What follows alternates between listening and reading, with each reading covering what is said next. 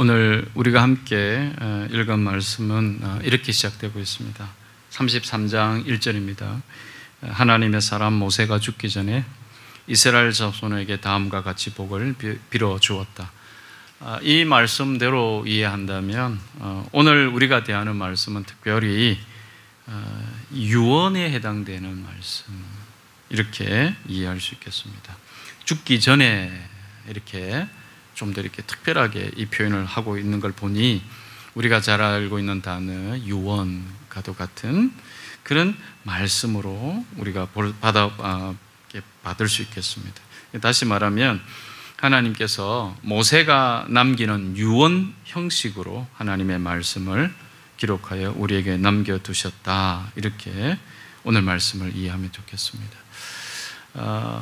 이 유언과도 같은 말씀에서 저는 좀 더 그 간절함, 여러분, 모세가 지금 이제 죽기 전에 이스라엘 백성을 불러놓고 하나님의 말씀을 전하지 않습니까? 이때만 전한 건 아니겠죠. 다른 날도 우리가 성경을 보니 하나님의 말씀을 전한 그런 시간들이 쭉 진행되어 왔는데, 특별히 33장에서 이렇게 죽기 전에 이런 말씀을 대하면서 그 어느 때보다 이 간절한 마음, 말씀을 향한 이 간절한 이런 부분들을 조금 더 받아들이고 느낄 수 있게 되었다, 이렇게 좀 생각해 볼 수 있을 것 같습니다.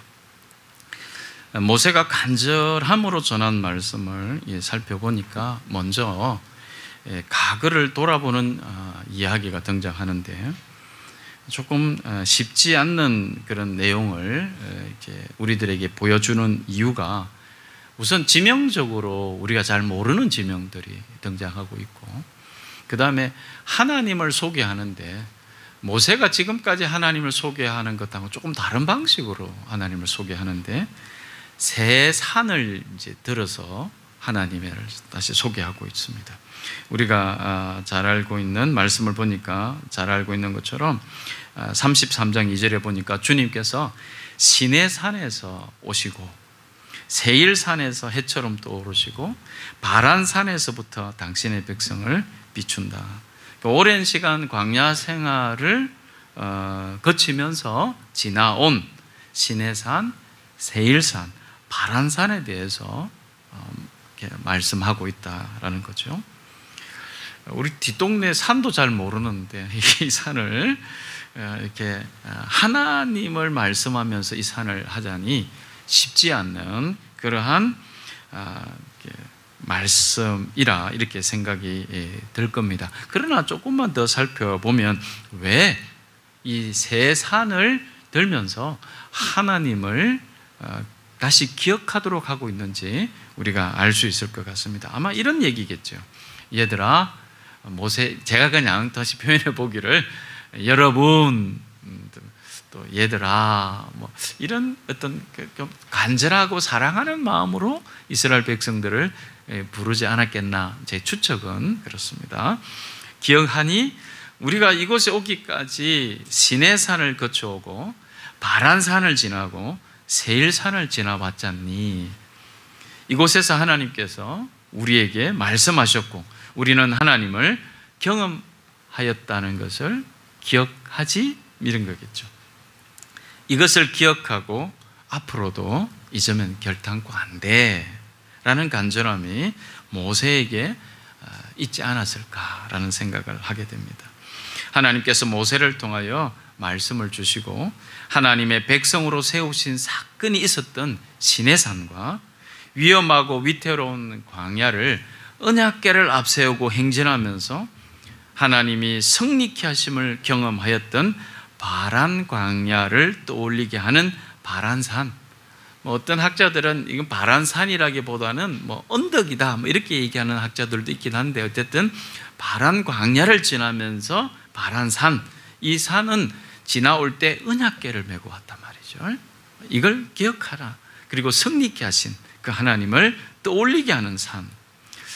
또 이 신명기의 말씀이 선포된 곳으로 추정되는 이 평야가 있었던 이 세일산, 세1삼.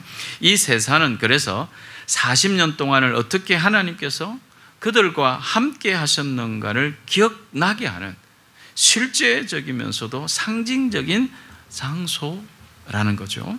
그래서 이런 하나님의 은혜를 경험한 이스라엘 백성이라면 그곳의 경험이 하나님의 은혜라고 고백한 이스라엘 백성들은 아마도 이 산들을 떠오를 때마다 이곳을 지날 때 하나님이 우리에게 이런 은혜를 베푸셨지라고 그때의 경험을 떠올리지 않았을까 하는 생각을 해보는 것이지요. 저도 이번 주에 이런 상황과는 좀 이렇게 반대 상황이긴 하지만 음악회 티켓이 생겼습니다. 제가 참 무심한데 음악회 티켓이 생겨서 정말 우리 집사람하고 25년 만에 예술의 전당에 가게 됐습니다. 1995년에 처음 갔었는데 그 뒤로는 제가 이렇게 어디 잘 데리고 못 갔던 것 같아요. 그래도 바가지 안 긁고 얼마나 감사한지 모르겠는데 어쨌든 그때도 이제 누가 티켓을 주셨어요. 누가 티켓을 주셔서 백조의 호수 이 발레 공연을 그때 본 것 같아요. 그 좀 제가 공부를 하고 갔었어야 되는데 백조의 호수 발레를 보면서 뭔가 이렇게 집사람하고 이제 사귄 지 얼마 안 돼서 그 설레는 마음으로 좀 연구도 하고 가야 되는데 제가 미처 그렇게 못했어요. 근데 이제 본 것까지는 기억이 나는데 제가 이제 그 예술의 전당에서 어떤 기억이 떠올랐냐면 처음 집사람을 만나서 이제 백조의 호수를 보았던 그 아름다운 기억이 아니라 제가 대판 싸웠어요. 그때 그 예술의 전당에서 끝나고 나오면서 이제 대판 싸웠단 말이죠. 왜 싸웠는가 정확한 기억이 안 나지만 아마 제 기억이 맞다면 제가 아마 일방적으로 뭔가 화를 냈던 것 같아요. 이런 시간이 있으면 이제 우리가 집회를 참석해야 되지 않느냐 이런 하여튼 이런 어떤 좀 이런 것이었던 것 같아요. 제가 좀 이렇게 너무 좀 이렇게 좀 그랬던 것 같아요. 그래서 그 계단에서 대판 싸웠던 기억이 나거든요. 싸워서 그 계단이 바로 그 계단이었는지는 모르겠는데 그 예술의 계단 올라가면서 제가 집사람한테 예술의 전당을 제가 한 두세 차례 학생들하고 갔던 적이 있었는데 그때마다 우리 집사람하고 다음에 오면 내가 꼭 사과를 해야 되겠다 이 생각을 했었는데 그래서 제가 그때 올라서 그 계단에서 다시 사과를 했어요. 미안하다. 내가 25년 전에 95년에 백조의 호수를 보러 왔다가 당신한테 대판 화를 냈던 적이 있는데 내가 왜 그랬을까 이런 생각이 든다. 정말 미안하다. 사과를 했었어요. 그래서 이제 제가 솔직히 예술의 전당에 가면 이제 그때 싸웠던 기억 때문에 꼭 사과를 해야 되겠다 이런 생각을 드는 장소가 예술의 전당이었어요. 그곳이 공연들이 많잖아요. 근데 저한테는 그런 좀 아픔이 있었어요. 그때 얼마나 나 때문에 상처를 입었을까 이런 생각을 했거든요. 그러니까 혼자 보냈거든요. 싸워놓고 그냥 혼자 보내가지고 내가 진짜 주여 그랬어요. 그래서 제가 이제 사과를 하고 또 우리 집 사람도 25년이 지났는데 또 사과를 받아줬어요. 받아줘서 그리고 그 음악회를 정말로 잘 받고 그 다음에 마치고 나서 정말 전혀 다툼 없이 아름답게 예술의 전당을 마무리를 하게 되었던 것 같아요. 너무 감사한, 저한테 너무 감사한 25년의 시간이 조금 저한테는 좀 사람을 대하는 그런 부분에 있어서 조금 더 성숙해졌다. 내 개인 생각이 그랬던 것 같아요. 저도 이제 음악회를 이렇게 좀 볼 수 있게 되었다. 이런 생각을 하면서 집사람한테 사과도 하면서 시간을 보냈던 것 같아요. 여러분, 여러분은 그곳을 지나가면 생각나는 어떤 그런 곳이 있으십니까? 혹시 내가 은혜 받았던 장소, 또 은혜 받았던 어떤 기도원, 이런 것이 떠올릴 때 여러분 어떤 느낌을 어떤 느낌을 가지고 있는지요? 한번 생각해 보시죠. 아마 모세는 이 세 산을 얘기하면서 이스라엘 백성들에게 하나님께서 어떻게 우리를 인도하시고 역사하셨는가를 떠올리도록 하고 있다. 저는 이렇게 확신하게 되었습니다. 하지만 이러한 기억에 떠오를 수 있는 경험적 사건들이 신앙생활의 전부가 되어서는 안 된다라고 생각합니다. 이스라엘 백성들은 하나님께서 그들 가운데 행하셨던 놀라운 일들을 경험하였음에도 불구하고 우리가 성경을 읽어보면 알다시피 좀 지나서 또 불평하고 원망하는 일들이 또 많이 등장하는 것을 봅니다. 이러한 반복된 불순종의 원인은 신명기 33장 4절에 기록된 우리는 모세가 전하여 준 율법을 지킨다라는 말씀이 제대로 실천되지 않은 것에서 그 원인을 찾아볼 수 있겠다라고 생각됩니다. 곧 반복되는 그들의 연약함을 끊어내는 길은 하나님이 주신 율법, 곧 오늘날로 말하면 우리에게 주신 하나님의 말씀을 지키며 살아가는 것에 있다는 것을 기억해야 합니다. 이러보건대 신앙이란 결코 우리의 경험된 기억에만 의존하는 것이 아니라 기록된 말씀을 따라하는 것이라는 사실을 잊어서는 안 됩니다. 자, 우리 다시 3절을 보겠습니다. 3절을 보면 주님께서 뭇 백성을 사랑하시고 그에게 속한 모든 성도를 보호하신다. 이스라엘 백성들이 광야에서 끊임없이 불평하고 원망하였음에도 불구하고 주님은 여전히 그들을 사랑하여 주시고 삶의 모든 과정에서 일어나는 환난과 어려움에서 그들을 보호하여 주셨다. 그들을 보호하여 주셨던 하나님이셨다라는 사실을 알 수 있습니다. 그러나 이스라엘 백성들의 신앙은 여기서 머물러 있는 것이 아니라 그 다음 단계로 나아가야 한다는 사실이 바로 그 뒤에 나타나는 말씀, 그러므로 우리가 주님의 발 아래 무릎을 꿇고 주님의 말씀에 귀 기울인다라는 이 말씀을 통해 알 수 있습니다.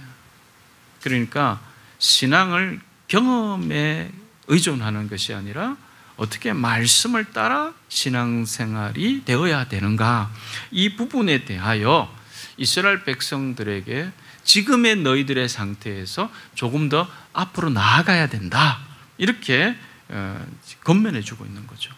조금 더 앞으로 나아가야 된다? 어떻게 해요? 조금 더 앞으로 나아가는 것이 어떤 거죠? 주님의 발 아래 무릎을 꿇고 주님의 말씀에 귀를 기울이는 것은 항상 조금 더 앞으로 나아가는 발걸음이다, 이렇게 얘기하는 것입니다. 여러분, 지금을 살아가는 우리에게도 이것은 마찬가지입니다. 하나님의 보호와 인도하심은 오늘을 살아가는 우리 모든 사람에게는 여전히 약속으로 존재하죠. 그러나 이 약속은 그저 약속으로 머물러 있어서는 안 된다는 겁니다.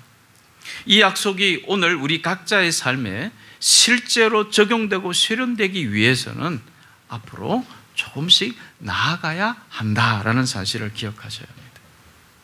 주님 앞에 무릎을 꿇고 나아가서 하나님이 주신 율법, 곧 우리에게 주신 하나님의 말씀에 귀를 기울여야 한다는 겁니다.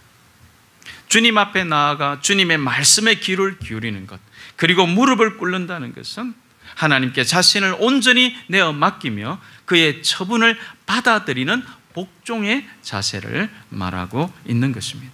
이런 자세가, 이런 태도가 조금씩 앞으로 나아가는 것이라고 말씀을 드릴 수 있습니다.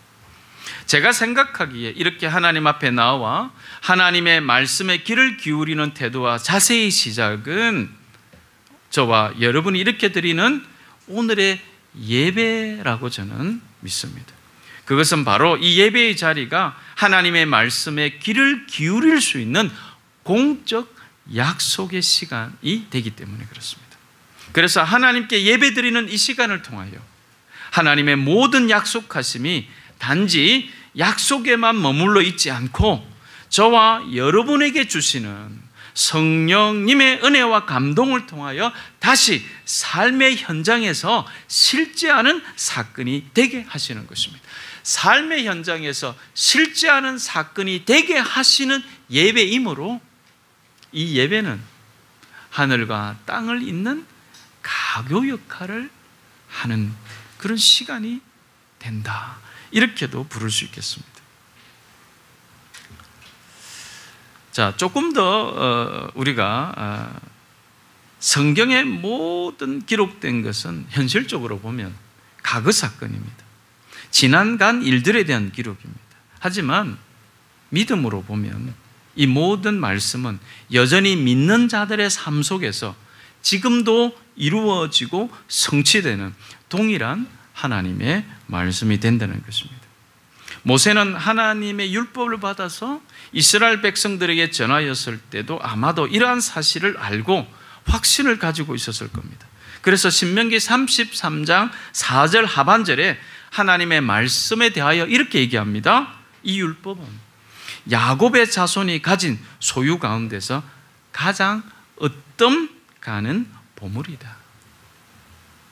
오늘 우리가 읽은 말씀 뒤에 나오는 6절로부터 25절에는 각 지파별로 가나안 땅에 들어가서 그들이 어떠한 삶의 복을 누릴 것인가를 미리 보여주고 있습니다. 아직 가나안 땅에 들어가지 않았죠. 가나안 땅에 들어가지 않았는데 이 가나안 땅을 미리 보면서 그들이 어떻게 그 땅에 들어가서 삶을 살 것인가, 이런 부분들을 보여주고 있는 거죠. 내용들을 가만히 살펴보면 하나님께서 각 지파에게 약속하고 계시는 축복을 풍성하게 담고 있습니다.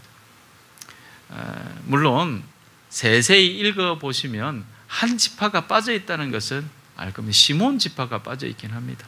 그래서 왜 시몬 지파가 빠져있는가에 대해서는 오늘 설교에서 다루기는 좀 이렇게 내용이 길기 때문에, 그럼에도 하나님께서는 이스라엘의 온 지파, 시몬 지파가 빠졌다 하더라도 앞에서와 오늘 33장 앞에서와 맨 뒤에를 살펴보니 온 이스라엘을 향한 복을 담고 있기 때문에 한 지파가 빠졌습니다라는 것에 너무 시간을 들이면서 성경을 보지 않아도 될 것이다, 이렇게 생각합니다. 어쨌든 이 복을 담고 있습니다. 여러분, 그럼에도 그러한 모든 복들보다 가장 최고이자 가장 으뜸으로 여길 복을 뭐라고 얘기하냐면 그들에게 하나님의 율법, 하나님의 말씀을 주셨다라는 것입니다.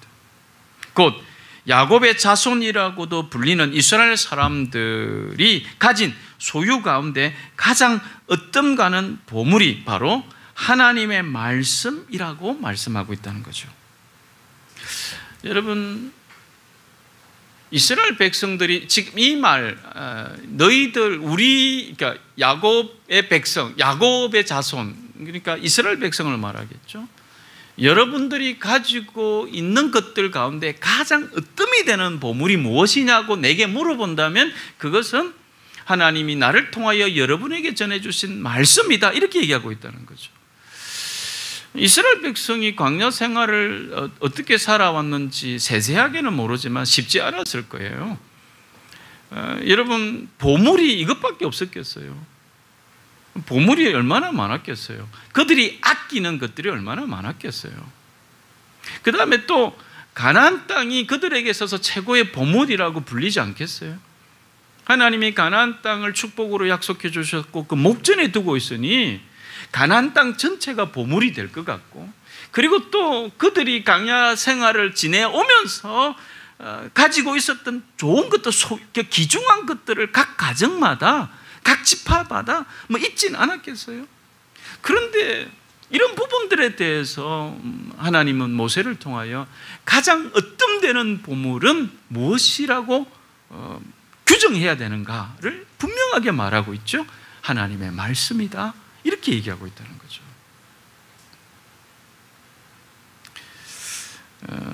약간 저는 말씀을 소중하게 여기며 살아야 된다는 것에 대해서는 여전히 마음의 변함이 없었는데 다시 한번 오늘 말씀을 통해서 이런 도전을 받게 되었어요. 여러분, 저한테도 소중한 보물을 이렇게 얘기하면 우리 애들?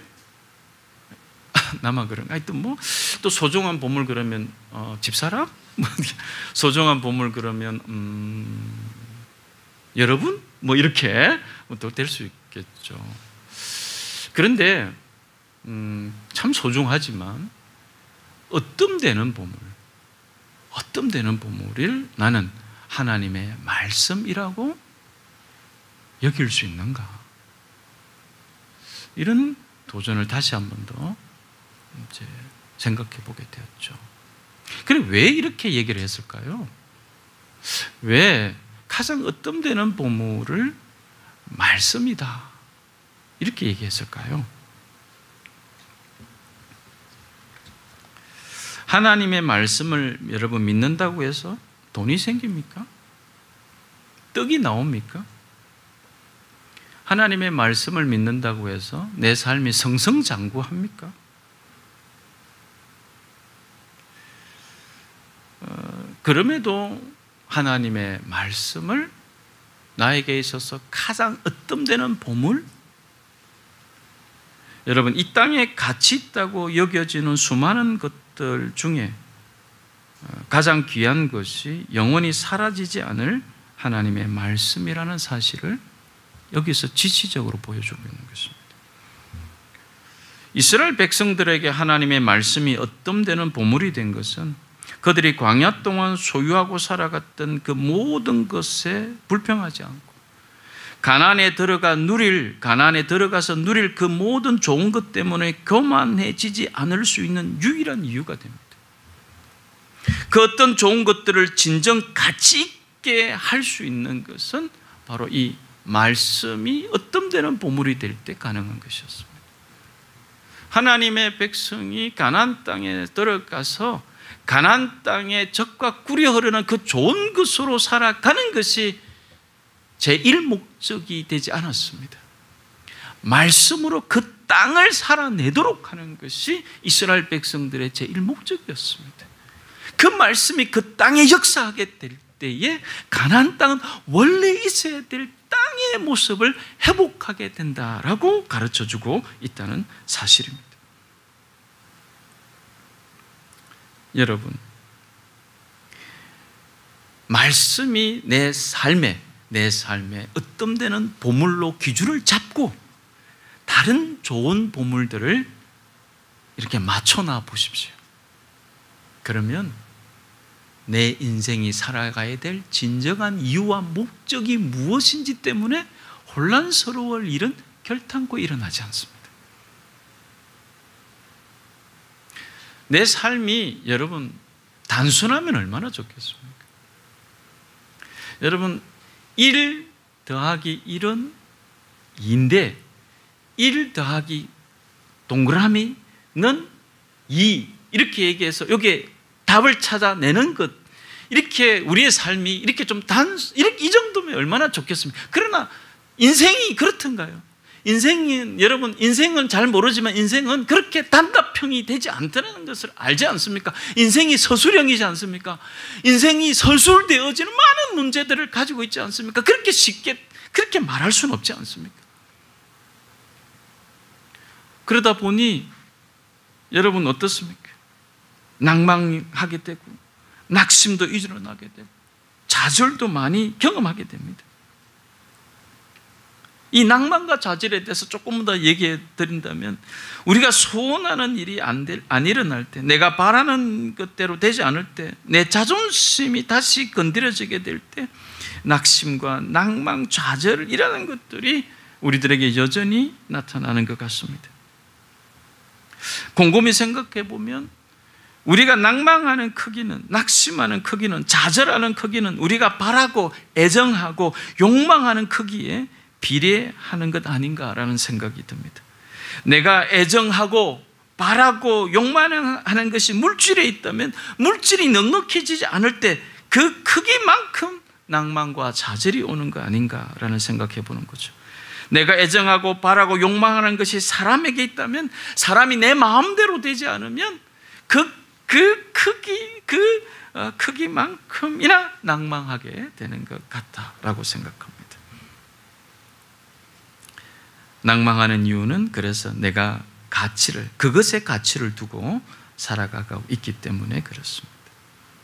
교우 여러분, 우리가 주님 앞에 겸손히 무릎 꿇고 나아가 하나님의 말씀에 귀를 기울인다면 우리는 우리가 가치를 두고 살아가야 하는 것이 무엇인지 서서히 구분하게 될 겁니다. 이것이 인생을 살아간다, 이것과 연관해서 말할 수 있겠습니다. 내가 어느 것에 마음을 두고 마음 아파해야 하는지 구분하기가 어려워지지 않습니다. 하나님이 우리를 통해 이루고자 하시는 일들을 애정하게 됩니다. 내가 귀하게 여겼던 것들이 귀하지 않았다는 것을 깨닫게 된다는 거죠. 저도 여전히 말씀에 귀를 기울이고 발부둥치지만 여전히 불쑥불쑥 올라오는 나도 모르게 제가 애정하는 것들에 욕심을 내기도 하고 그것 때문에 낙심하기도 하지만 다시 하나님의 말씀에 귀를 기울이며 그런 연약한 내 모습을 인정하고 십자가 앞에 겸손히 내려놓고 다시 하나님 말씀 앞에 서기를 반복하여 살아감으로 분명하게 나의 어떤 보물이 무엇인가라고 물어본다면 하나님이시요 하나님의 말씀입니다 라고 말할 수 있을 것이다 라고 확신하게 되는 겁니다. 여러분에게 가장 얻점되는 보물은 지금 무엇입니까? 경험이나 기술, 실력, 능력, 물질, 이 모든 것이 우리에게 중요한 것은 사실이지만 이것이 우리 소유 가운데 가장 얻점 가는 보물이라고 여겨서는 안 되겠습니다. 어떤 상황에서도 우리가 가진 소유 가운데 가장 얻점 가는 보물은 바로 하나님이 우리에게 주신 하나님의 변하지 않는 약속의 말씀입니다. 그렇게 믿고 살아가는 사람들에게 이 말씀은 실제로 작동하고 역사합니다. 하나님이 영광을 받으신다는 거죠. 이 말씀이 얻점되는 보물이 되어가는 삶의 기준은 흔들림 없다라고 확신하게 됩니다. 다시 한 번 더 오늘 말씀을 통해서 정말로 나는 그럴 수 있는가?